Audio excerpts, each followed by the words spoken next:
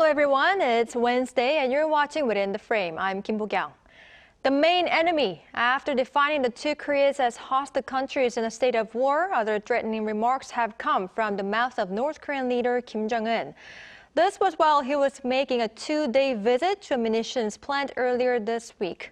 North Korea has been escalating tensions more than ever by firing artillery shells into waters off its western coast for 3 consecutive days. And this led South Korea to declare there will no longer be a buffer zone between the two Koreas, scrapping the inter-Korean military agreement that was made on September 19, 2018. What could Kim Jong-un's intentions be behind such moves? For this, we have invited Doctor Go Myong-hyun, a senior fellow from the Asan Institute for Policy Studies. Dr. Go, welcome. It's good to be here. And we also have Shreyas Reddy, correspondent at NK News Seoul. Good to have you with us, Shreyas. Thank you for having me. All right, first things first. Dr. Go, North Korean leader Kim Jong-un, he inspected major munitions factories, and there he said South Korea is the regime's main enemy. Are such remarks usual ones? Well, it wasn't really usual a couple of years ago, even though North Korea never really expressed positive feelings towards South Korea. He had, he was using like personal monikers against the South Korean leadership, such as President Moon, President Yoon, including President Park before. So in that sense, the North Korea's use of like a expression "main enemy" is only unusual in the sense that using such a term. North Korea would characterize South Korea as a stooge. Or it's like rebels or rebels and very negative expressions. But then in a way, recently North Korea has upgraded the level of adversity towards adversary level against South Korea by calling it a main enemy, so which oftentimes North Korea reserved for the United States. So I think this is intended on the part of North Korea to essentially raise the tension, obviously, but also to indicate that the level of confrontation between the two Koreas is very drastic. So I think North Korea is trying to contrast the idea of, the idea of inter-Korean reconciliation that many South Koreans aspire to have or realize with this abrupt change of attitude towards South Korea, to show, to highlight the contrast and thereby using this rhetoric, raise tension, and in a way, indirectly mount pressure on South Korea. All right, I see your point. Now, Shreyas, such remarks came after North Korea's military unleashed hundreds of artillery shells off its western coast for 3 consecutive days. We are going to talk about the details, but could you first walk us through the events? Right, so it all began on Friday morning when North Korea essentially launched around 200 shells into the waters of in the western waters of the Korean Peninsula, so very close to islands near South Korean islands near the maritime border. Now, all the shells all landed on the northern side of the northern limit line separating the two countries, but South Korea saw this as a provocation, particularly coming so soon after North Korea withdrew from an inter-Korean military agreement. And in response, South Korea held artillery drills of its own and issued warnings to residents of the island, of one of the islands of Yeonpyeongdo, to take shelter. South Korea framed this as a provocative act that threatens peace on the Korean Peninsula, but North Korea responded later the same day, denying that its shells, that the islands, South Korean islands, were ever in any danger from the North Korean shells, and instead blamed South Korea for aggravating tensions. And so that was on Friday itself. And then on Saturday, North Korea followed up with 6 drills involving 60 more shells. And on Sunday, around 90. That's what the South Korean military reported. All right, thank you for your summary, Shreyas. Now, Dr. Go, could there have been a specific reason why the North chose to fire artillery shells instead of usual, missiles? And why the provocations in the first place? Well, this latest round of provocations by North Korea is intended to continue this blame game that started after South Korea declared that the September 19th comprehensive military agreement is basically dead. So we knew that this was, this CMA or the comprehensive military agreement was in effect dead for many years due to North Korean repeated provocations. But then also there was a concern that whoever officially withdrew from this agreement will have to be blamed for it. So the two Koreas essentially engaged in this playing game. And what North Korea has done is to, by using the artillery instead of using the missiles, it made it very clear that this provocation is about the CMA rather than, say, a relationship with the United States or pressuring the United States to come to the negotiation table to restart the denuclearization negotiations, for instance. So essentially limiting the scope of the provocation and making sure this is actually a political game that the North Korea is playing against the South. So even though the noise is very loud, with the artillery shells and so the tension is mounting. Essentially, this is going to remain a political game, a game of shifting blames between the two Koreas. Oh, I see. So only the reason why North Korea chose artillery shells was to show that this September 19th agreement is now terminated. Exactly. All right. Now, Shreyas, interestingly, the sister of Kim Jong-un, Kim Yo-jong, claimed that the artillery shells that the South Korean military accused the North of firing on Saturday, was it, were in fact just the sounds of explosives. But this was just a lie, was it? Well, yeah, so as you noted, Kim Yo-jong issued a statement saying that the exercise on Saturday, and bear in mind, only the ones on Saturday, were a deception operation aimed at deceiving and embarrassing the South Korean military by triggering essentially a false alert, saying that we deceived your systems, your detection systems. And to back this up, North Korean state media also released a video showing soldiers digging holes and laying and eventually setting off explosives.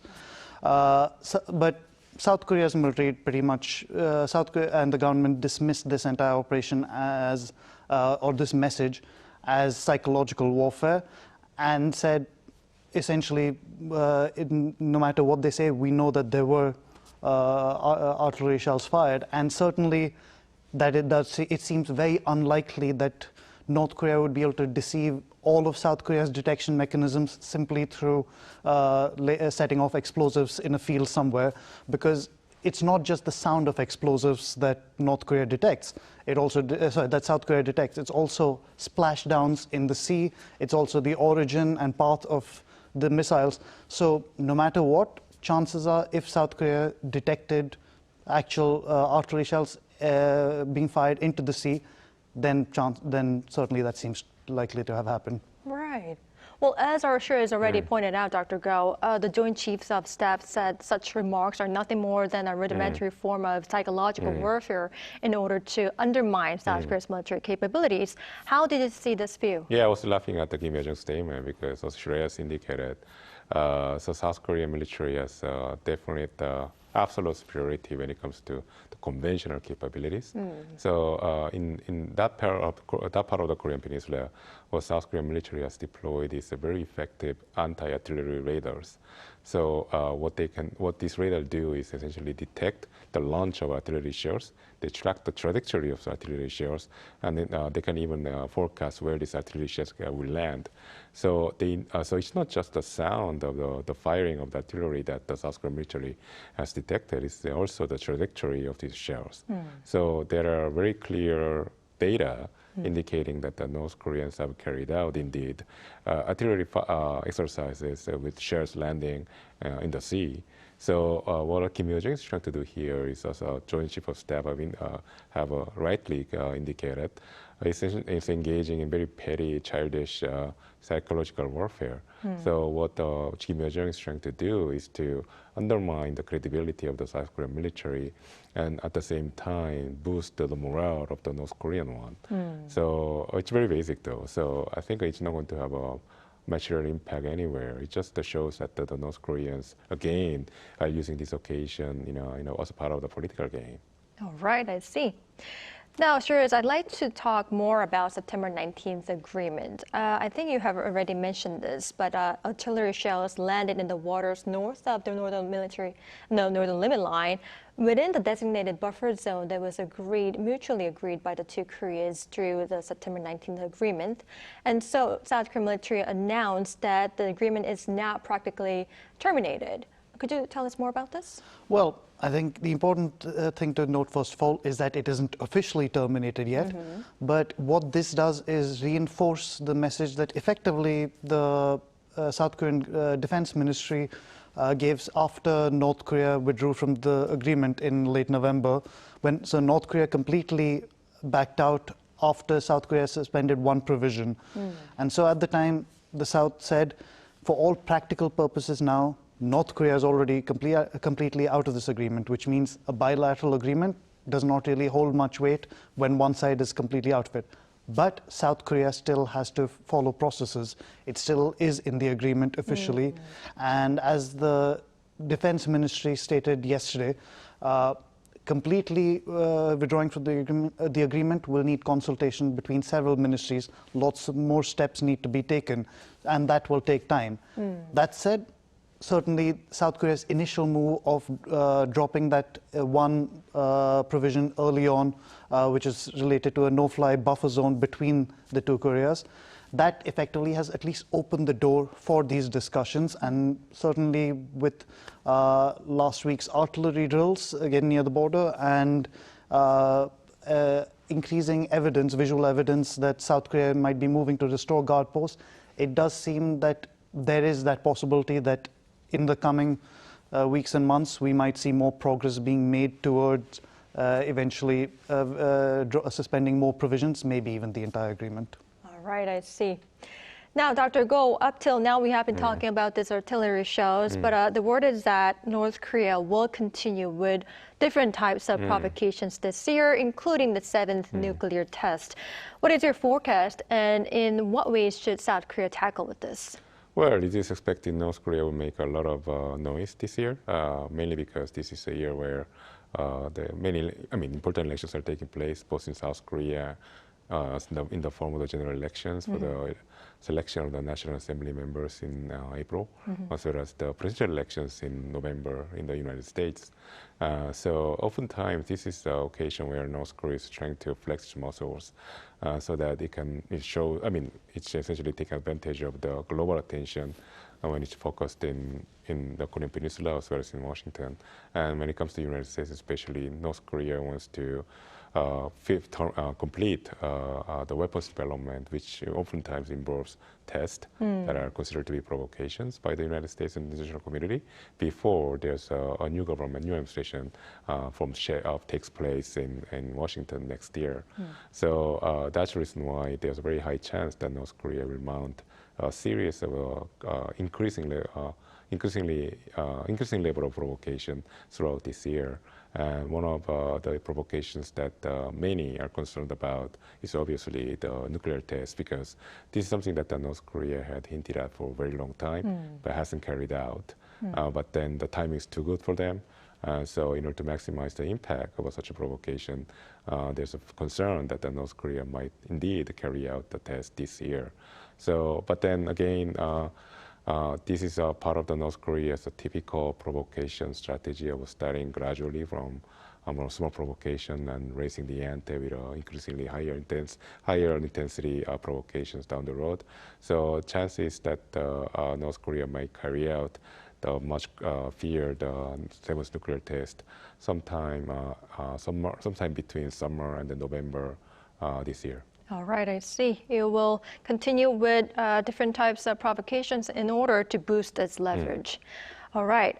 Shifting gears to international politics, Shreyas. On the same day that North Korea fired more than 200 artillery shells, Kim Jong-un sent a letter of condolences to Japan after the earthquake hit Japan. Were there previous cases of North Korea leader, sending such a letter to Japan?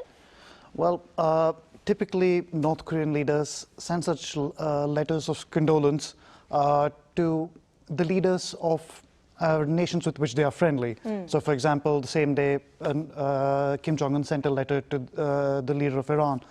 But Japan obviously does not have the best relations with North Korea.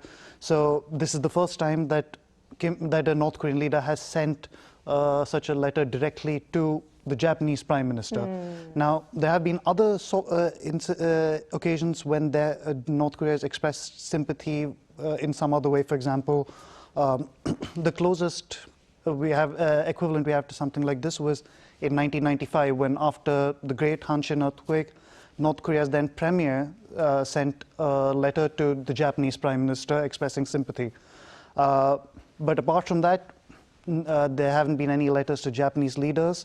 We have seen in 2011, Kim Jong-un, the then nominal head of state of North Korea, sent a similar letter to Cheongryun, which is the pro-DPRK organization representing ethnic Koreans in Japan. And the DPRK Red Cross has on a couple of occasions sent sympathies to its Japanese counterpart.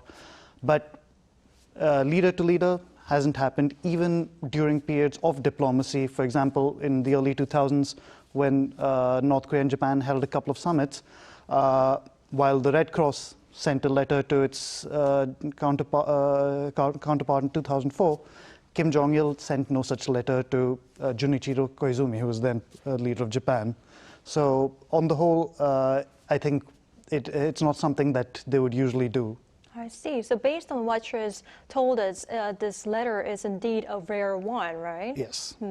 Dr. Go, regarding this, many say North Korea's goal was to just weaken the trilateral cooperation. What is your view?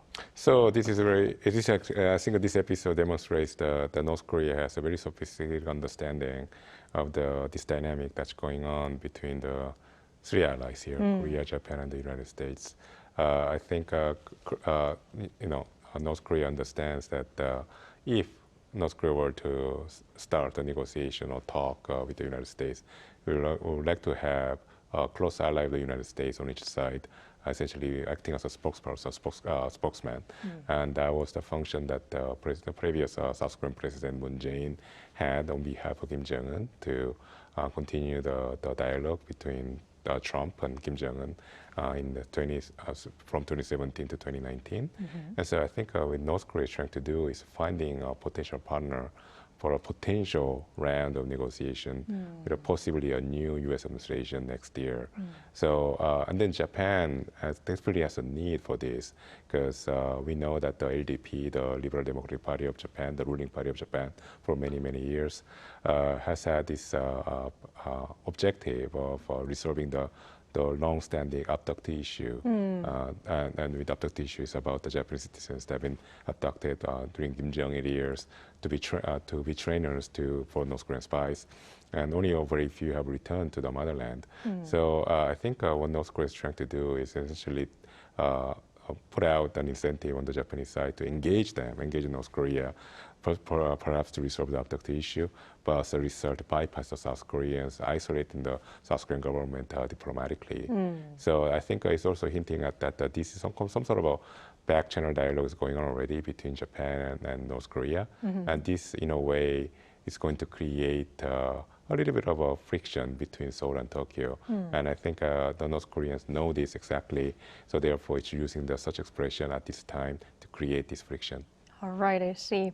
Now, as our Dr. Go already mentioned, Shreyas, considering that Tokyo has long been looking for diplomatic resolutions regarding North Korea's abductions of Japanese citizens, is there any possibility Pyongyang and Tokyo's relationship would significantly improve this year? Well, I think the first thing of yours to note is that this is just an initial outreach. Certainly, it's a positive gesture from Kim Jong-un, but it doesn't necessarily mean North Korea wants to engage with Japan. But it is worth waiting and watching. It's if there's more that comes out from both sides in particular. And as Dr. Go mentioned, there have been reports over the past year of back-channel communications between Tokyo and Pyongyang. So I think a lot will depend on how they build on this and how they interact. But we're still a long way away from further diplomacy, despite Prime Minister Fumio Kishida's constant refrain that he would want to meet with Kim Jong-un face-to-face to resolve the abduction issue and other historical divides. For now, North Korea still regards Japan as a historical enemy. It's always been the case. And at the moment, certainly, we're seeing a big divide geopolitically, Japan aligned with the US and South Korea, North Korea very much on the other side of that divide. That said, certainly this is, as I mentioned, a positive move from North Korea, and Japan also thanked Kim Jong-un for the message. So a lot will depend on what Japan does next. If perhaps North Korea thinks Japan is taking what it would consider practical steps to build relations, maybe, for example, working with easing conditions for Chongnyeon-affiliated schools in Japan, where they've often faced a lot of problems, or perhaps engaging through other channels. For example, next month, I think there's a high probability that the Japanese women's football team will visit Pyongyang. So there are other options for engagement going on. And so if both sides see potential for it, there may be some prospects, but certainly at the moment, they stand very far apart. All right, I see. Now, Dr. Go, I believe this will be our last question. Quite briefly, given that there are so many schedules for this year, if North Korea improves its ties with Tokyo and Washington, what position would South Korea be forced into? So I think this kind of dynamic has taken place before in this part of the world, where North Korea tries to engage in the United States directly, for instance, or Japan. We have seen that before. In fact, the former Japanese Prime Minister, Koizumi, visited North Korea to have a very fast and incredible dramatic rapprochement. And in fact, also part of the historical reconciliation plan between two countries, but failed because the abductee issue came up. We know that North Korea tried to do that again with the former US President Donald Trump, but failed again. So we know that there are clearly limitations to this kind of initiative on the part of North Korea to isolate South Korea diplomatically. And the reason is because at the end of the day, North Korea is essentially a rogue state, have engaged in abduction of foreign nationals. It's still developing nuclear weapons against international security rules. So I think these structural factors essentially puts a very strong constraint what North Korea can do diplomatically against the South Koreans. So I think that's the reason why we might have some little bit of tension or friction among allies, but it's not going to be long-lasting by any means. All right, I see your point. Well, unfortunately, this is all the time we have for today's edition. Thank you, Dr. Go. It was my pleasure. And thank you, Shreyas, for your time and insights. We really appreciate it. Thank you. All right, that's all for Within the Frame tonight. We'll be back tomorrow with more in-depth stories. Thank you for watching, and goodbye.